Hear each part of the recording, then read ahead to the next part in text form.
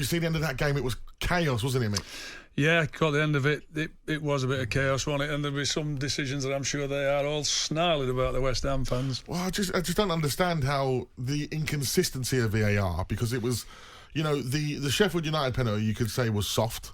Like, the keeper's come up, and normally the keepers are protected that instance. I was quite surprised. He didn't thump it in the head or anything, did he? He came and he missed the ball though completely, didn't he? And just bundled him. So I can understand why they gave it. It's another one of those. If it's for you, you're delighted. If it's against you, you're raging. Well, I go back to the start of the season. I think it was against Wolves, Manchester United, and Arna did something very similar. Nothing happened, and that's when the inconsistencies are incredible. Let's head over to Kevin, who's a West Ham fan, joins us on the final word. Good evening, Kev. Good evening, gents. Hi, Kevin. Kev, is it? Sorry. Okay? All right, mate. Yeah, how are you?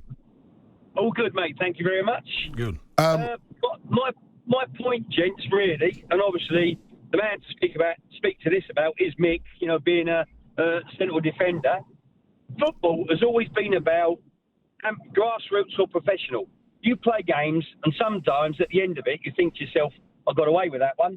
Another day, you think, "I didn't get away with that one. He caught me," and that's part of football, whether you're grassroots or whether you're professional. You have days when, you get away with a decision that goes your way. And another day, yourself, Mick, when you played against certain centre forwards, there's certain centre forwards that you couldn't touch because they're going to go over. And some centre forwards, you can, for want of a better term, you can give them one from behind, can't you? And let them know you're there. Mick never did that. You never did that, Mick, did you? Yeah. And I think I understand what you mean, Kev, anyway. Go on, what's your point, mate?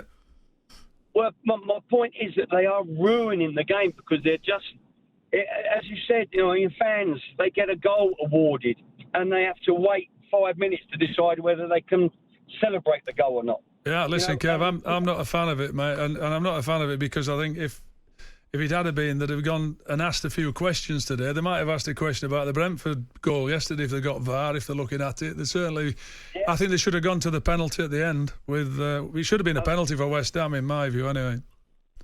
Also, as well, Mick, my last point to you two fine gentlemen, why are they too, I don't know if I'm going to use the right word now, why don't they go to the rugby union who have got they've had this system in place for years now, and they get it so right.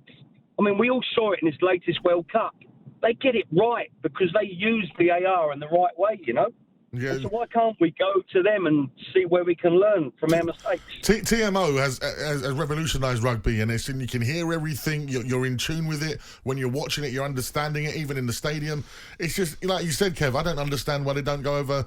And look here, I think about a month or so ago, me and Pards was on here talking about how the VAR people were speaking to pilots about better communication. The whole thing needs an overhaul. Yeah, and and why can't people just put their hands up and say, we've made a mistake, we need to re-look at this, and call on people that have got the expertise that can help you out.